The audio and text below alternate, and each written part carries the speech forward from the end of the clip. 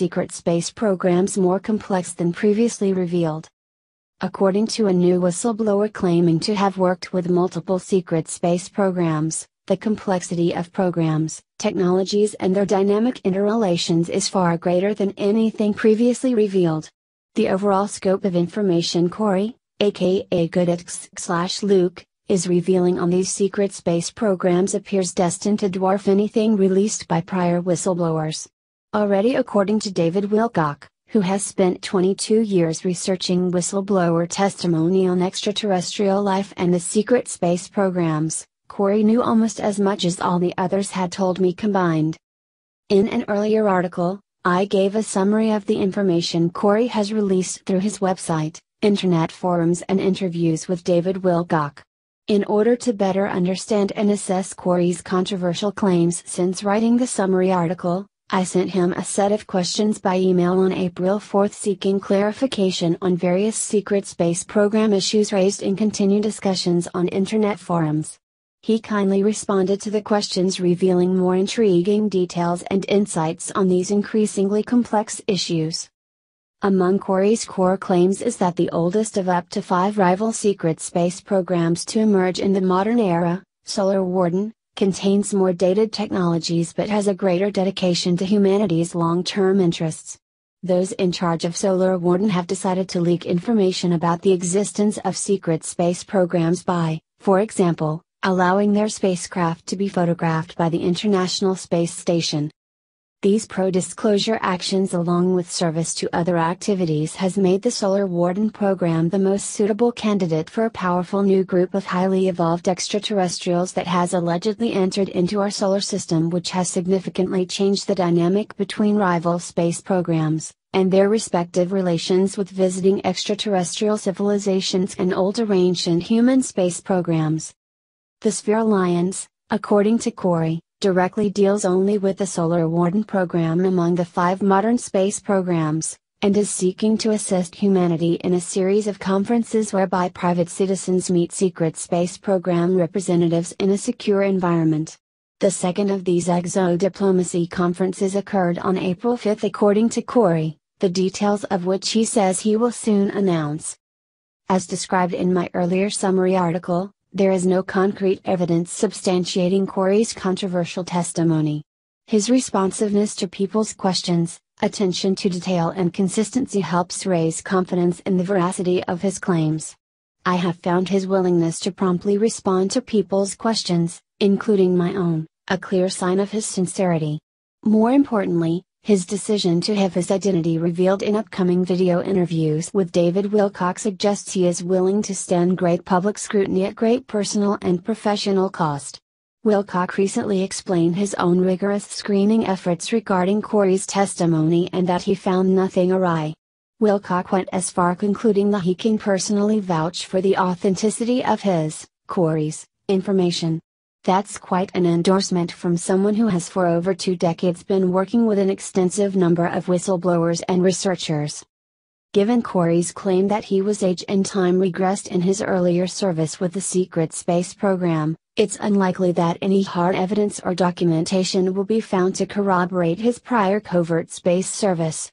However, his more recent claims of being physically taken to conferences organized by the Sphere Alliance can be verified if other attendees step forward. So far, none of the alleged 70 other private individuals attending the first conference have come forward. That may change, especially as more conference events are held. The complexity of the narrative Corey has developed about Earth's secret space programs and breakaway civilizations appeals to some, but raises red flags for others. A common psychological warfare tool is to mix lots of false information with genuine information to hide the truth in plain sight. Indeed, Gordon Duff, founder of the popular website Veterans Today, claims that as much as 40% of the information released about the secret space program is disinformation designed to protect sources and methods. Is Corey's testimony part of an elaborate psychological warfare operation? Or is he revealing the truth about genuine unfolding events involving multiple secret space programs and extraterrestrial visitors? Those that have met and communicated with Corey are impressed by his sincerity and willingness to expose himself to criticism by stepping forward. The information Corey has released so far is consistent with what other whistleblowers have revealed, as Wilcock has concluded. The level of information that Corey has released certainly has the potential of transforming life as we know it on the planet. Will his information stand the test of public scrutiny as his identity is revealed and due diligence is conducted on his claims? Hopefully the following email exchange will help the reader begin their own journey in assessing the veracity of Corey's claims. Q1. You say there are 5 secret space programs developed by our current human civilization, and that the oldest of them, Solar Warden, was approached by the Blue Avians, Sphere Alliance. Can you describe why Solar Warden was chosen as a more suitable partner? A majority of the Solar Warden factions had already been involved in a shadow civil war or shadow Cold War with the other SSP groups for some time. They had been accidentally appearing in front of NASA ISS live feeds as well as causing other incidents to allow people to see their technologies. There is a strict schedule of when and where to be in various parts of our SOL system to prevent the satellites of various nations and corporations from accidentally capturing telemetry of classified technology. The Solar Warden group was the more aging of the SSP groups, with much of their fleet being produced in the 1980s and 1990s with continuous upgrades. They had shown a willingness to take a stand in a David versus Goliath type battle that was selfless and one that shows the cloth they were cut from. They also had broken off alliances with more negative-oriented off-world beings. They had allied themselves with some more positive off-world beings and a group that was an ancient Earth breakaway that had made some changes in a positive direction. Even though these non-Solar Warden allies were considered good guys, the Sphere Alliance stated that they had their own agendas, and as much as they wanted to help humanity, they were still considered service to self. There was a lot of frustration prior to the Sphere Alliance making contact with Solar Warden. The Sphere Alliance had began to arrive, or at least their spheres had began to arrive, in the late 1990s and cloaking. No matter who tried to communicate or hail them, there was absolutely no response. They to this day refuse to interact with any of the beings or human groups that are service to self directly and use an intermediary to communicate between these two groups. Q2. In what way is Solar Warden more capable of representing humanity's interests in negotiations with the Sphere Alliance? As stated above, they had already formed an infrastructure for an SSB alliance and were already engaged in a stealth Cold War or stealth civil war with the Cabal-controlled groups that vastly outnumbered and outgunned them. This was an incredible show of valor and service to others, even though their agenda or operational plans to achieve that agenda was more of a warlike or violent nature. There is something else to note. The Cabal groups who look for certain children to bring into my lab programs are looking for starseeds who have gifts that can be corrupted and used for the dark side. Many of these starseeds on Earth and in the SSPs are beginning to realize that they are alive here now, during this time, for a reason, a mission. This too has something to do with an MO. When I was contacted by the Blue Avians, I was told that the Cabal groups were incredibly worried about what the starseeds may contribute in a movement against them. They have put people and programs out there to locate and try to target starseeds to traumatize them, cause entity attachments, discuss further down, and to derail them from any missions they may have on this planet and timeline. Q3. Does the U.S. Navy play a major role in Solar Warden's operations and worldview? Alex Collier claims that the Navy is more aligned with constitutional values than the other military services, especially the USAF. Do you agree? Most of how the Navy, Air Force and militaries of other nations play into the SSPs are from an earthly-based support role. An example would be the Air Force Space Command's old, soon-to-be replaced, Space Fence program. Those there were briefed and told they were at the top of the intel totem pole and that yes, there were a certain amount of aliens, but what they were tracking were all advanced US craft. So, if you were to meet one, they would argue until they were red in the face that all that is flying in space is secret government projects.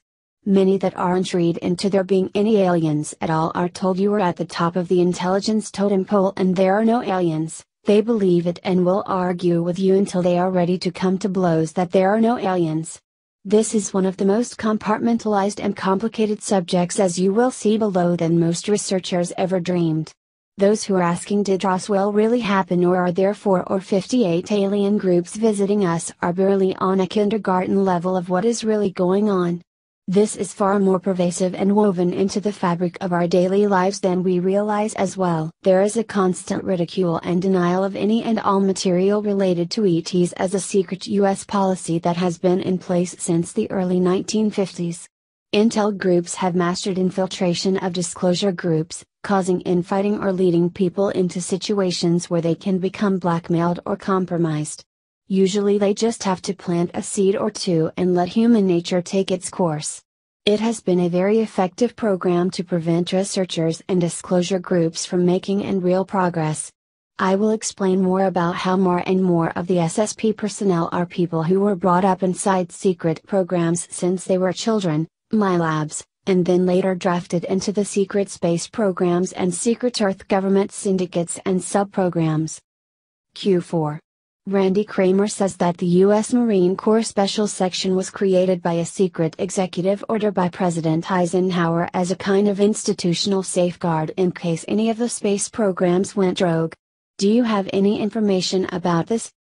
There is a definite military faction to the secret space programs. Most of the military or security forces were mixed military forces, MMF. The majority of people who served in these various security and military forces did not come from, nor were they associated with any of the military forces that are common to us here on Earth. They were mostly MyLab program members, minority abduction, MyLab usually taken into programs around the age of 6 years old. I have a listing of various MyLab project names on my website. Commonly what occurred was as training progressed, your talents and psychological proclivities were assessed and you were then herded into sub-programs where you were developed into what they saw as a best fit for their future needs. Those who made it through to the end were usually drafted into a number of other black programs, including the various secret space programs and programs working within organizations on Earth that I have referred to as secret Earth governments and their syndicates. Those who were deemed to be cut from a soldier's cloth would be trained and enhanced in some ways to fulfill that task. This is when the military-trained MyLabs were splintered off into the various SSPs, secret Earth governments or their syndicates, as well as even integrated into the US, UK, CA and AU specialized military forces. I had access to quite a lot of information about the Truman and Eisenhower administrations and their policies that created the breakaway civilizations we have now through the military-industrial complex, through the smart glass pads. There was mention of both U.S. Army and Marine companies that were trained and used more than once to threaten what became the interplanetary corporate conglomerates, ICCSSP, to open up their facilities and information to federal oversight.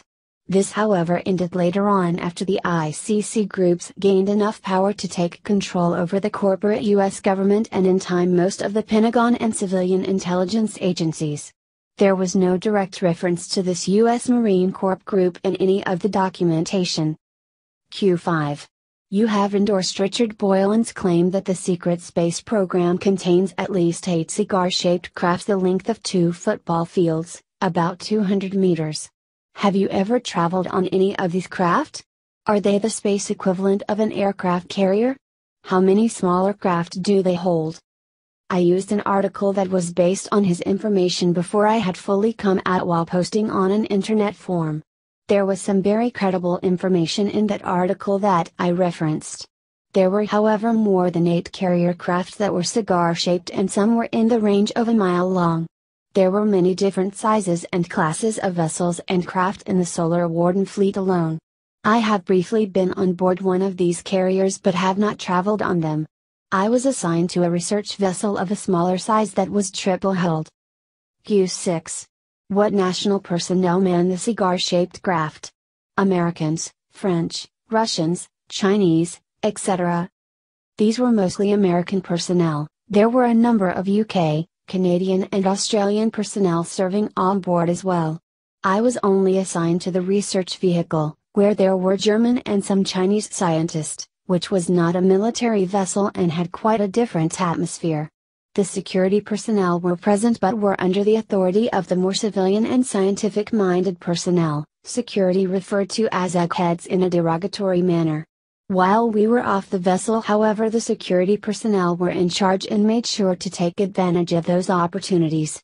The security personnel considered the assignments to these research vessels as a light duty and boring assignment, and would also refer to the research vessels as hot dogs in a derogatory way because of the main hull cigar shape and the partial triple hulls. I guess somewhat made the vessel look like a hot dog to them. I was only assigned to the research vessel, ISRV- Auxiliary Specialized Space Research, Interstellar Class Vessel, Arnold Sommerfeld, for a little over 6 years before being transferred to a few other programs that wanted to make use of the training I had received and also my experience with dealing with a large number of off-world beings while assigned as an intuitive empath, in a support role to the Earth delegates that rotated into the human-like ET/Ed Federation conferences that various secret Earth government and SSP leadership types were honored to be a part of. The secret space programs continued to evolve over the 20 years I was assigned, 20 and back. Towards the end there were of course personnel from other countries brought in, and of course were probably personnel already involved that I just didn't run into or have a need to know about. Q7. Did you ever come across the terms USS Nautilus, Earth Defense Force, or Mars Colony Corporation, in your experiences, knowledge of cigar-shaped craft? Nautilus in my understanding was a class of early interstellar class vessels. I only saw USSS used in documentation that had to do with personnel assignments and personnel transfers. Otherwise I did not see any of the SSP groups refer to their vessels with a USSS designation. Q8. How do these 8 cigar-shaped craft compare against the TR-3B, which is allegedly 200 meters in width? Which holds more personnel? TR-3B, as stated, there were more than 8 of the cigar-shaped carrier class and other class of vessels of various sizes and classifications.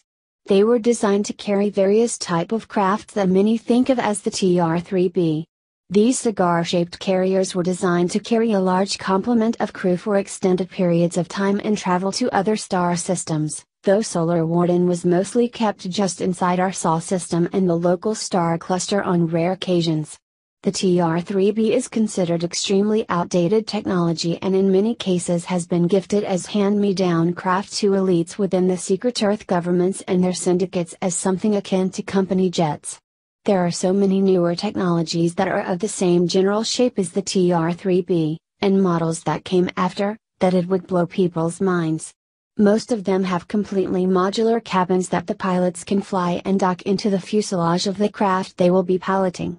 Most of them are triangle or chevron shaped to some degree, as well as the manta shaped craft. For combat, however, they have moved more and more to drones which a single pilot can control several of during sorties. I have always seen these craft controlled by neurological interfaces with the pilots, going all the way back to the 1980s. I have not seen any craft piloted by fly-by-wire or stick and throttle means. There is no way to compensate for the extreme speeds and changes of direction with eye-hand coordination. Q9. Do these 8 cigar-shaped craft all belong to Solar Warden, or are they distributed among all 5 independent space programs belong to our current human civilization? Yes, these older cigar-shaped vessels were Solar Warden assets. The other SSPs ended up acquiring all of the newer and cooler technological toys, and the ICC SSP always kept the most advanced and best for themselves. The ICC SSP is a huge industry that has a huge infrastructure in space that produces extremely high technology for not only human breakaway civilizations but also civilizations from other star systems. There is a huge barter system that is used out there, and the ICC SSP has traded some very unsettling things and even been involved in human trafficking, trading to acquire new technologies to then engineer and produce for our breakaway civilizations, as well as for trading under treaties with other civilizations. I mention in the interview with David Wilcock, some of Earth's most precious missing art has been traded off and is hanging on a wall or sitting on a floor in another solar system right now, as wild as it sounds. These people have no boundaries that they are not willing to cross to obtain more and more technologies and ET specimens, biological specimens, for their research and interstellar commerce. Q10. You say that one of the space programs is a corporate conglomerate that runs like a fascist dictatorship that deceives personnel into signing on with false promises of a utopian-like off-world working conditions. What else can you share about the corporate conglomerate and its off-world operations? See above for more details that you may want to move to this section. Question. This ICCSSP has also, in addition to the above information, been steadily recruiting talent from here on Earth. They have often shown hopeful recruits pamphlets and videos of high-tech cities, usually elite subterranean cities that are located here on Earth, and told that they are going to live like the Jetsons and will be contributing to mankind developing technology to be released in the near future, or in some cases told that the Earth is going to be hit with a solar cataclysm or pole shift that will wipe out all life. That they are special. So many people are made to feel special in these programs, and so is their family. That they are being given an opportunity to save the human race, and their families, by moving to a colony on Mars or elsewhere to use their skills. Usually their spouse has a needed skill as well, and their children will be raised and educated to become the builders of a new civilization and rebuild Earth. Those who believe what they are told and take their families to these colonies find quite a different environment when they arrive.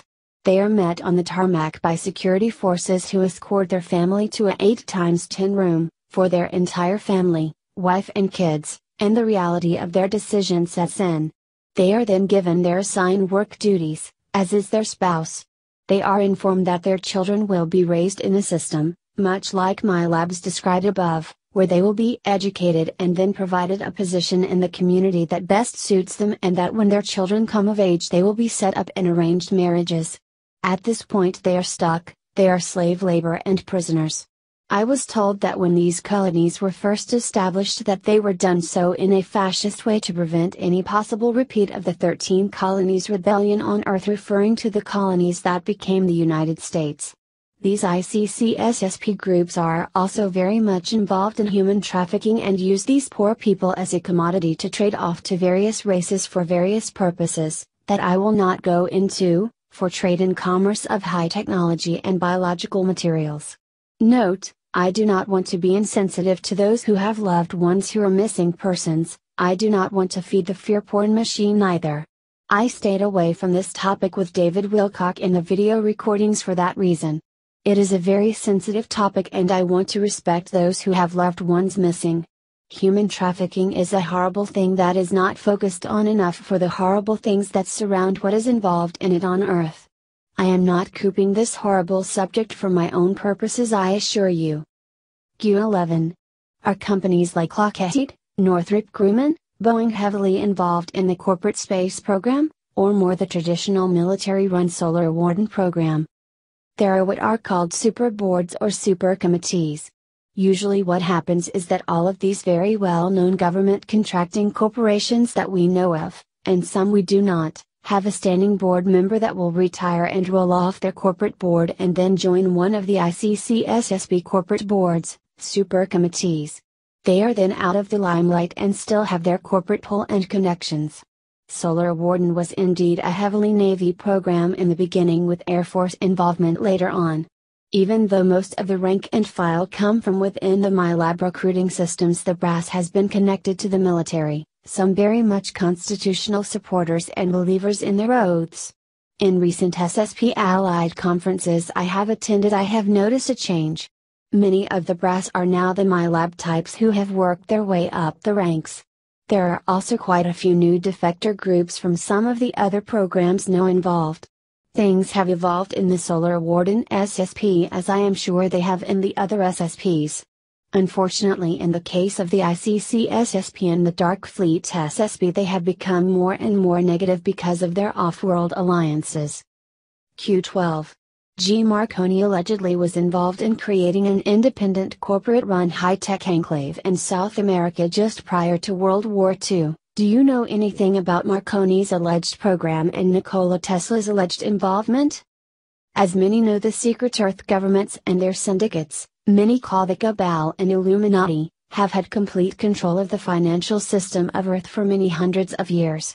As many know, these same groups were financing both sides of World War II, and every war before and since, for various reasons to support their agendas. After World War II, much of South America was pretty much bought by the Nazis, who set up enclaves, bases and even cities throughout South America, and even a couple huge bases in Antarctica. During this time, just about anything of interest in the field of high technology in the regards to your question was coopted by the Nazis, either overtly or covertly. Q13.